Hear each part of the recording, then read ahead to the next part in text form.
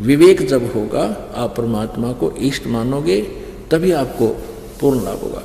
और जो पूजाएं तुम जिन उनकी करना चाहते हो यहाँ के शक्तियों की, वो भी ये दास आपको यथार्थ देगा, उससे उनको वो लाभ देंगे आपको जितना उनकी क्षमता का है।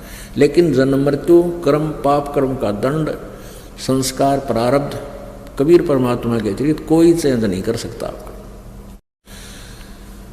तो पुण्यात्माओं, वो जो बहन थी जिसका लड़का, उस लड़के ने भी उपदेश ले लिया, जिसके कांटा लग गया था और वह मौत बच गई थी, मृत्यु बच गई थी, उसकी चोरी नहीं करने जा पाया था प्रभु की कृपा से, उसने भी उपदेश ले लिया, सारी कथा गुरु जी से बताई।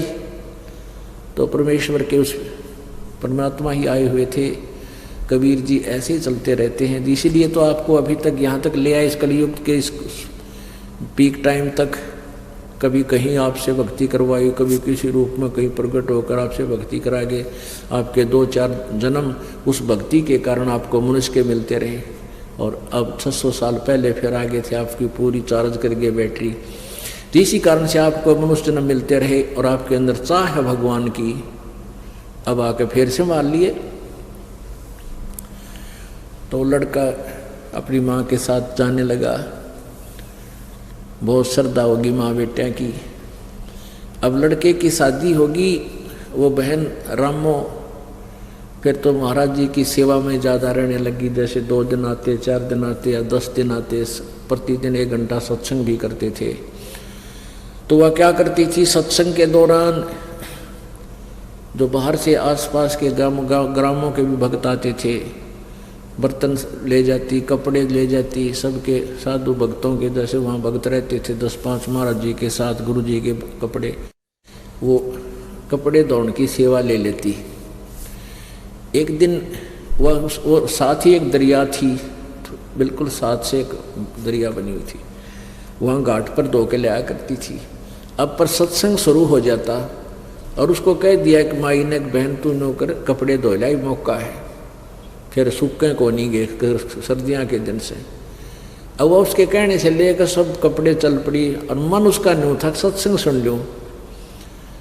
उसने क्या किया, वहाँ जाकर कपड़े बे दिए, पहले भिगोया करते कपड़ों को, और फिर कुछ देर बाद उसने मोगरे मागरे मार कर उन्हें धोया करते डंडों से। तो उसने सोचा ये कपड़े मैंने बे दिए और ये इतना मैल गलेगा, मैं सत्संग सुन लेती हूँ। वह थोड़ी सी दूरी पर था, वापस आके और आश्रम से बाहर ही बैठ गई।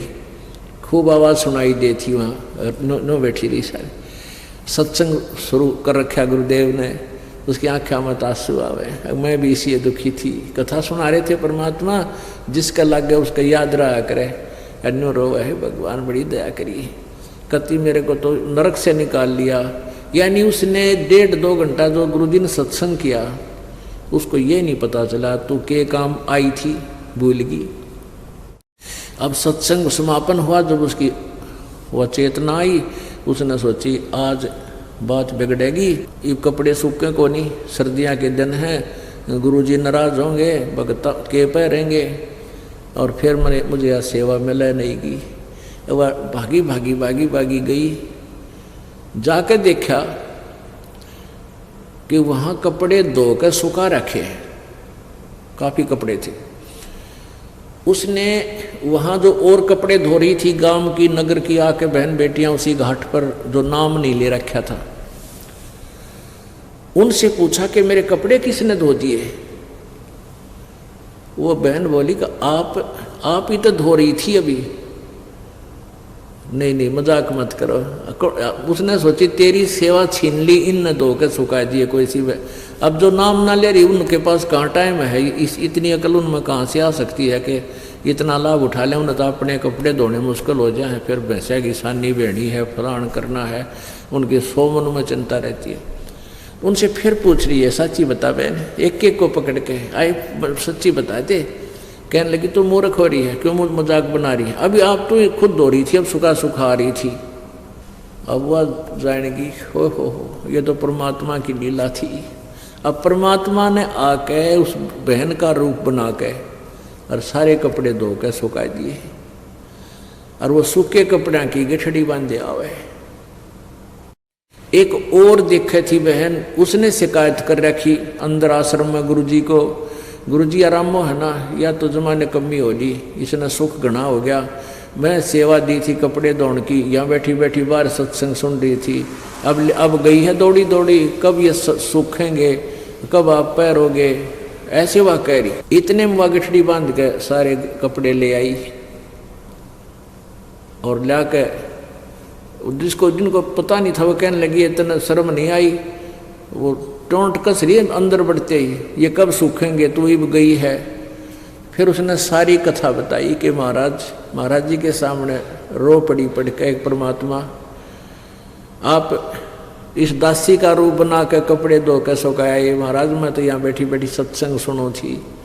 तो उसने सारी कथा सब बहनों को बताई, औरों को भी दृढ़ विश्वास हुआ। तो पुण्यात्मा ऐसे क्रिस्में जब होने लग जाते हैं भक्तों के साथ, और ज़्यादा श्रद्धा बढ़ जाती है परमात्मा में, तो परमात्मा ऐसे लीलाएं किया करते हैं। और इसीलिए परमात्मा की चाह हमें बनती है। अब देखो उसने स्टार्ट की, धीरे धीरे इतनी श्रद्धा बढ़ गई उस बहन की, घर जाना, घर भी बच्चों को संभाल दिया, ले बेटा करो अपना काम, सत्संग के दौरान मैं तुम्हारे पास नहीं आ पाऊंगी। बेटा भी लायक बंदी छोड़ की दया होगी उसके ऊपर है, क्योंकि उसको भी ऐसा झटका दिया। तो परमात्मा जब चाहे तो सब कुछ कर सकता। सतगुरु जो चाहे सो कर ही, 14 कोट दूत जम डर ही, ऊत भूत जम त्रास निवारे, और चित्रगुप्त के कागज पाड़े। परमात्मा सब कुछ कर सकता है।